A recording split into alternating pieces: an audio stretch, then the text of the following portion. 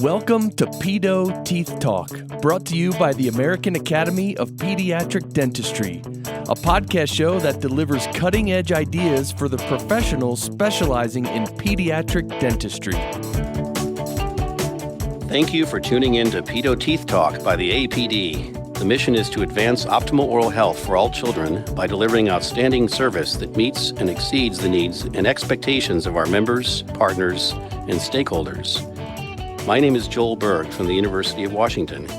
Today, I'm here with Dr. Rob Delarosa, a board-certified pediatric dentist in Baton Rouge, Louisiana. We're here to discuss how to build a successful pediatric dental practice. Well, Rob, thank you for joining me today. I'm really excited about talking to you about practice management. I want to get right out there and just tell me, if you're going to tell somebody the big picture thing, the one thing you've learned in your career regarding practice management, what would you say it is? I'll tell you, Joel, it's a really interesting question, and this may not be the sexy answer, but the answer to me is vigilance.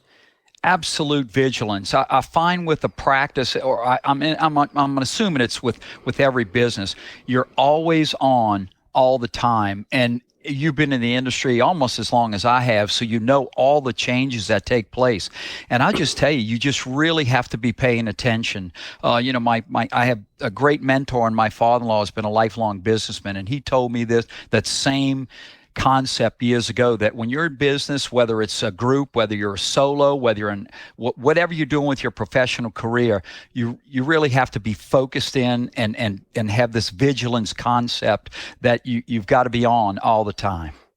Yeah, that makes sense, Rob. I'm involved with people in other businesses as you are, and I hear that same thing from them. Maybe not that exact word, but just sticking to your vision and don't deviate off course and all those things. And vigilance is a great way to describe it. So having said that, when you first went into practice, maybe you can tell us a little bit about the evolution of your practice.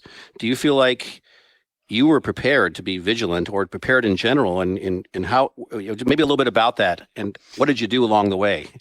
Right. Well, fortunately, I knew very early that I had a vision for a group practice.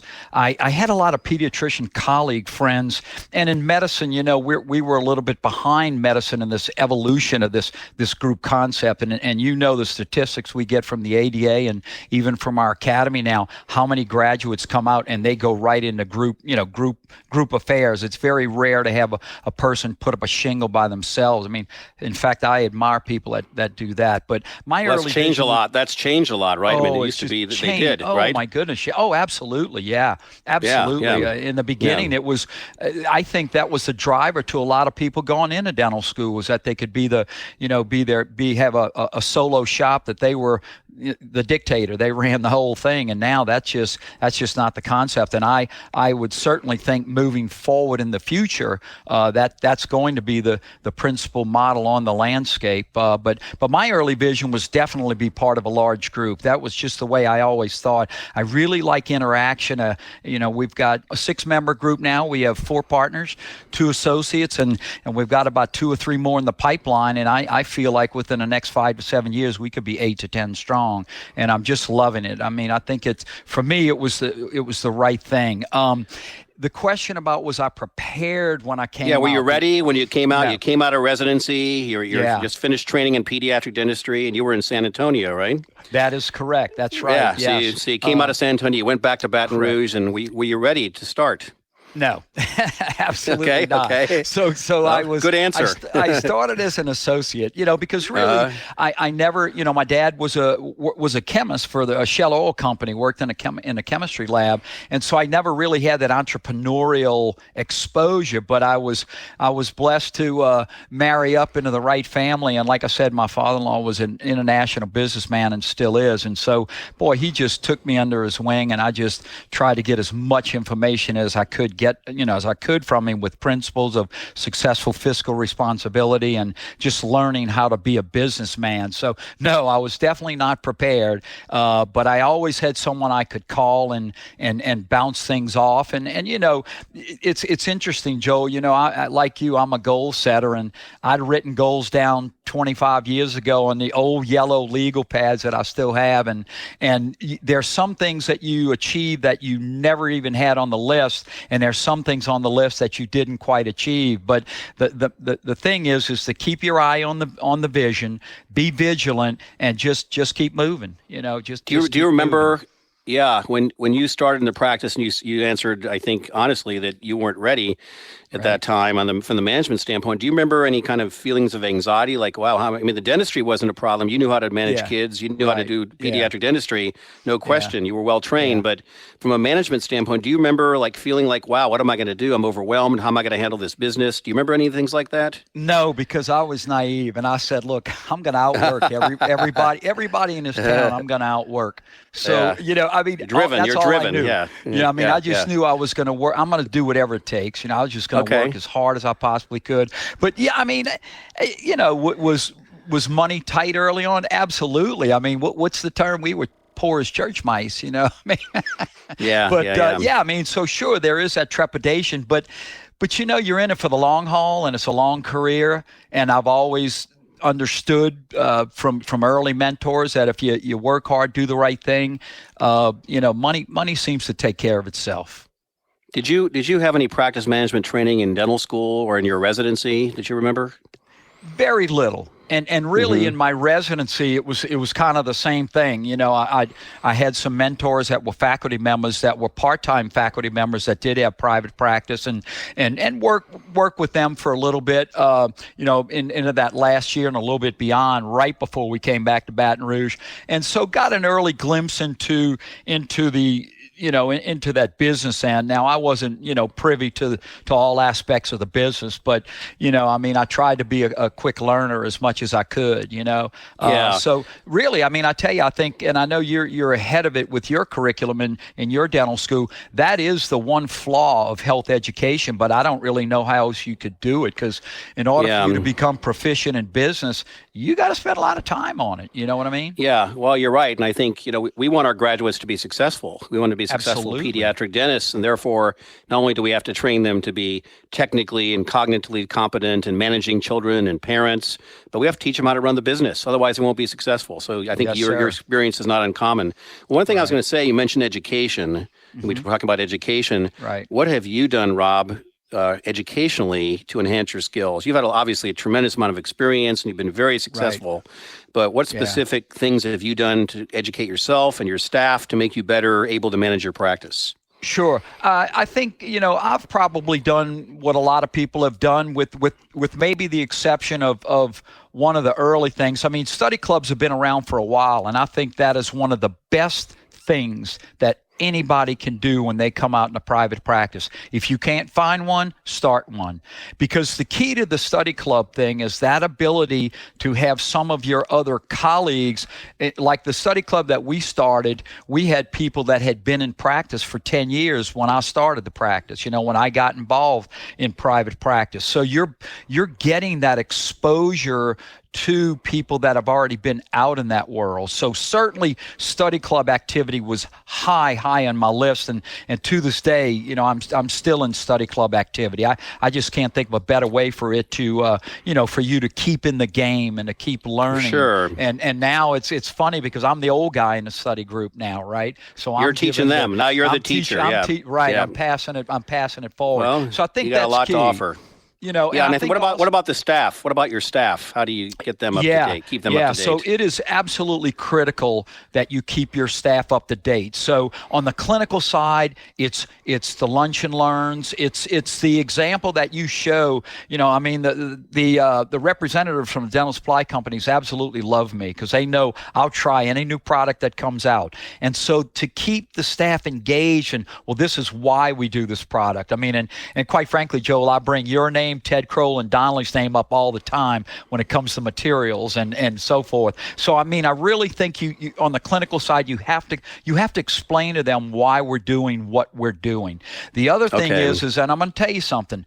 I don't know how it is across the country, but in South Louisiana, our educational system is not the greatest in the world, so we have a lot of people that work for us that are high school graduates that quite frankly, Joel, at our staff meetings, we'll have an English teacher come in and teach grammar, teach appropriate context of things. We've had people come in that talk about manners and ethics, and we've had nutritionists come in. So it's the investment in your team, not just from the practice aspect, but I mean, I want to impact their lives too. I want to impact my patients' lives. I want to impact our families that we interact with. And my staff is my second family. I mean, I spend more time with my staff than I do at home. I mean, and that's so right. I think that's it. I'll tell you, one thing I really absolutely think is one of the best things I did for my staff is I offered them I don't want to use a brand name, but I mean, everybody knows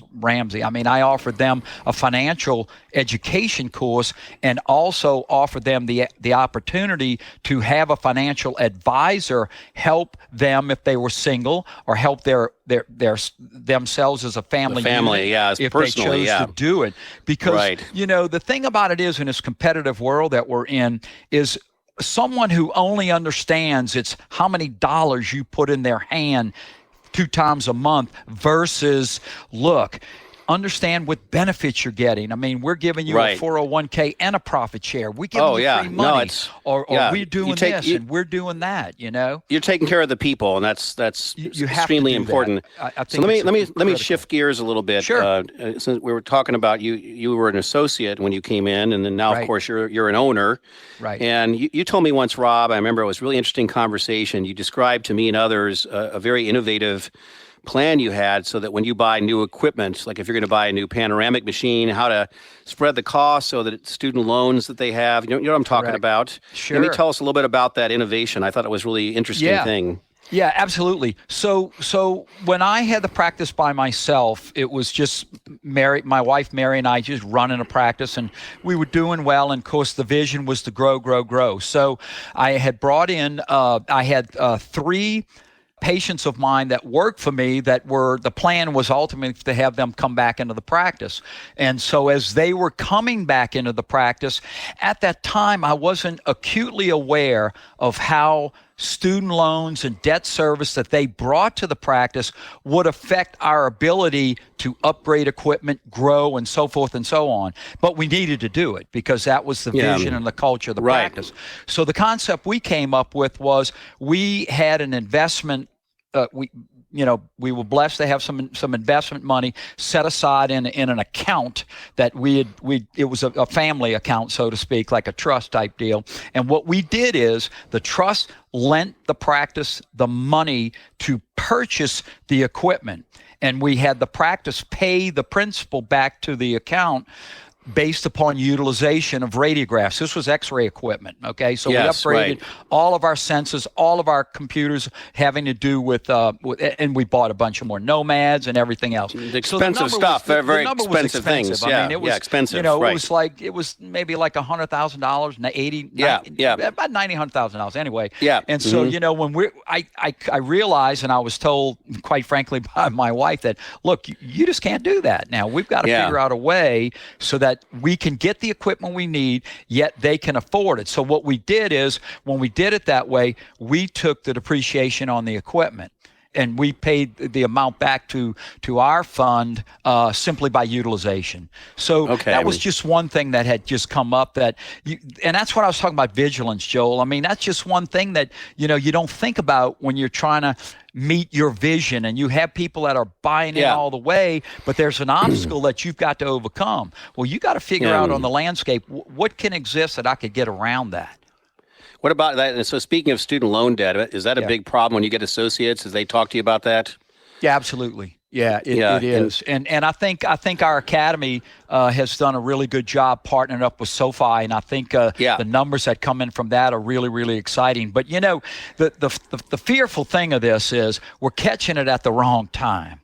You know what I mean? I think what the Academy's trying to do with some of the Finance 101 regional lectures and programs and stuff like that to help, the residents and maybe even try to catch some of those undergraduate students before they continue to say borrow. I mean, right. when you have easy access to borrowing money as a professional student, you don't realize it doesn't seem real. It doesn't seem real. And at that time, play money, it's monopoly money. Exactly. Yeah, monopoly money. And you have no idea what a six-figure burden's going to put on your ability to have work-life balance. You know what I mean? And that's the key. Yeah, in our practice management course, we have you mentioned financial advisor. We have a financial advisor come in, and our students in the first year of dental school go through a personal financial plan. Excellent. And then they go through an exercise, just as you were saying, the difference between borrowing $200,000 and $225,000 and the payments they're going to make later, and they really start to appreciate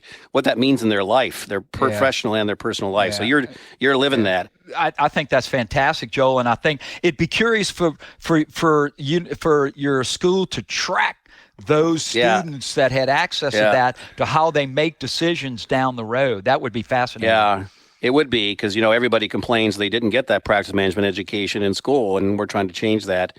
So back to your successes. Have you, a lot of people, you hear all the time about these big companies, small companies, private companies, practice management consultants. They come in your office, they train, they tell you what to do. Have you used one? And if so, why? And if not, why not? Tell us about that. Yeah, absolutely. And I have to tell you, I was very, very fortunate to have crossed the path of Paige Griffin many years ago. And I give her as much credit as I possibly can for my success, Joel, because she helped Mary and I so much. And it's an interesting intro how we got involved with Ann Griffin, because it was through the study club. We had a study club of 5 pediatric dentists in Louisiana that did not practice in the same area. So we had different footprints. So we shared every secret of every practice. Well, that group got invited to join a national group called Visions, which was based on dental health education. And Paige Griffin was really the director of the runner. She headed up the group. So what our study club would do is we would invite her down to speak to our group, and then I would keep her 2 extra days into my practice. So it was just an amazing exposure. And the most important thing, Joe, when you get involved with a practice consultant is, you've got to have this relationship with them that they really understand what you're trying to do and they're not telling you what to do. And that's the most important thing that I think a young person needs to know is that, it's the same as any consultant. It's the same as any consultant. It's the same as your financial advisor. They have to know what your vision is, how you want to live your life in the future. Then they can help you. It's the same. Setting goals. So no, I totally agree. So do you think everybody who's an owner needs a practice management consultant at some point in their career? I think it depends. I think if you have access to mentors, or you're already somewhat ahead of the curve, then I think at some point in time, someone who can do a bird's eye view of your practice with you giving them information can look at your operation objectively and really give you some edges that you can put into play, because the worst thing you can do is get complacent. We talk about vigilance. The worst thing that can happen to you is to get complacent. And I think if you get burned out or get complacent, I think that's time that you need to speak to somebody. You need to get somebody in your practice to recharge you, maybe help you refocus, expand your vision, get you more involved with personnel. Because I've told my young partners from the beginning,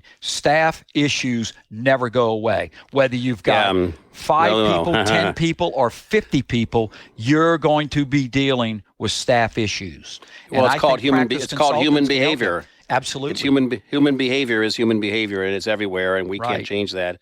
Yeah, and I think, if somebody says, well, I don't need a consultant, everything's fine, that statement itself says something about the willingness to, as you just said, to come in and take a look and give me an external view. So I think just the fact that somebody says, I want to do it, says something about them and in process improvement and improving their practice.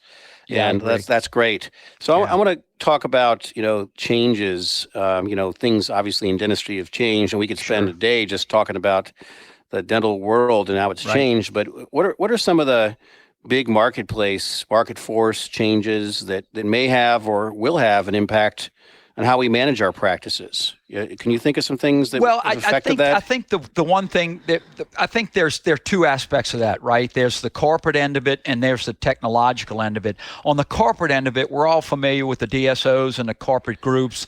And one thing that people don't necessarily understand when they come into your community is they don't have to be the bad guy. I mean, I'm not going to name any companies, but when the corporate centers came to Baton Rouge, I met with the local CEOs of the group. And I said, look, we're in this community together. We got to serve these kids. We got to take care of the patients. If you need us, we're here to help you. Right. But these are the standards we have to treat by. This is what we're expecting from our community partners. But the biggest effect that I see with the corporate groups, to be quite frank with you, is their ability to compete for staff. They can hire. And I have to tell you, with a growing practice, you need access to good staff members. And to me, I think that's been the biggest effect on our practice is hey, I can't compete with the petrochemical industry in Baton Rouge. I can't compete with a 700 or 800 group practice. I mean, I've got my own model, and I think we're strong, but we're not that strong. So would you say that it behooves us, who are in those who like yourselves, who's in their own smaller group practice, to learn about what they're doing effectively in the way of hiring and other skills? So I think the part of the DSOs that is good is it does improve those practices of hiring the best people. So would you say it's necessary for us to go learn about how they do it and how we can be competitive, or Absolutely. What? I couldn't agree more with that. And that has been my thrust, is to try to really get inside their mechanics and find out how they're doing things, because they're obviously doing some things that are right. Yeah. I mean, they're obviously doing that. Now, I think within your vision, you have to realize that there may be some things they're doing that you're just, quite frankly, not going to be able to do. But there will be some things on a template that you can pull out of, that you can incorporate in your practice to become more effective and to really understand, okay, what does it take in our community to keep and retain good people? That's it's tough. No, you're right, and they have done a good job. And I think in general, DSOs have set the standard when it comes to any kind of processes, and hiring is a process, the HR process. And I think we can all learn we have to be better to be competitive. That's sort of a marketplace for us. So I'm going to shift. We have time for just a couple more things, but I want to talk about a very important subject, and that's technological changes. There's a lot of new technology. I know you're a big fan of that. I heard you talk about it recently. Yeah. And if you could just pick one or two things, how has technology affected how you manage your office to tie it into practice management? I think the two big, well, first of all, let me say this. I think technology has been a plus and a minus on both aspects, all aspects of the practice. We have 4 office locations, and we're one of the few practices that has all 4 office locations on the same database. And that has taken a lot of hardware, a lot of cloud work, and so forth. Yeah. But let me tell you something. When something goes down, it goes down. Yeah. And that's why I've been practicing long enough that I can feel that physical chart. You know what I mean? Ooh, I can get that chart. So I think technology is not a when. It's not a if, it's a when.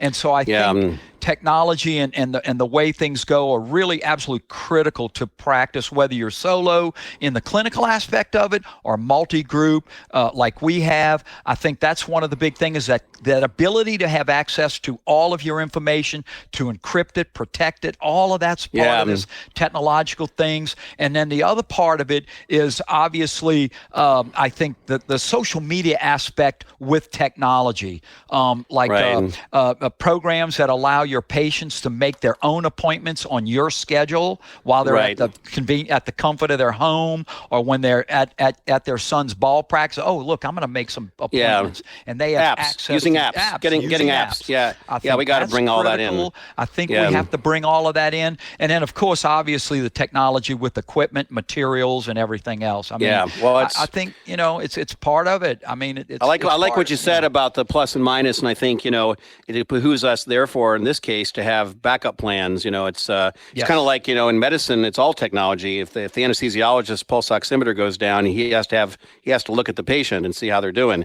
So Absolutely. I think, it's a little bit differently. Well, anyway, let's move on to another subject, kind Sure. of getting towards our end here. A really interesting thing that we've both talked about is, there are generational differences in the world, and certainly, the dental students today, not only are they different in terms of they're better, actually, they keep getting better. I'm glad I got in when I did, because I don't know if I'd be competitive. Me too. But anyway, but the generational differences are strong, and we've responded to that at the APD. But what are you noticing in terms of staff, in terms of associates, that you have to change in your management because of these generational differences? Absolutely. I think these generational differences profoundly affect every aspect of your practice. Certainly with ours. With pediatrics, we're dealing with families, and these are kids having kids.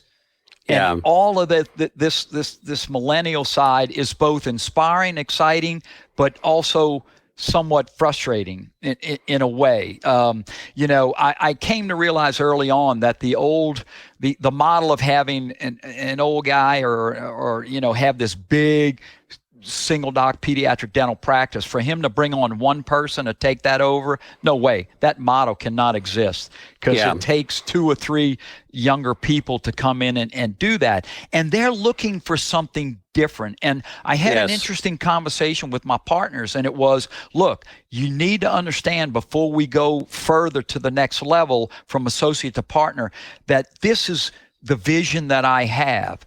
If this isn't consistent with what your vision is, right, fine, I totally understand. We need to do something different. But you do need to understand that I expect you to have a vision that's consistent with ours, and you're just going to achieve it different ways. And I've got 3 partners, and each one of them could not be more different. I've got one that is a clone of me, but 25 years younger. I've got one that is so kick back, laid back, but he's so brilliant, when it comes to ideas about the practice. And his wife is our partner, and she's somewhere in the middle.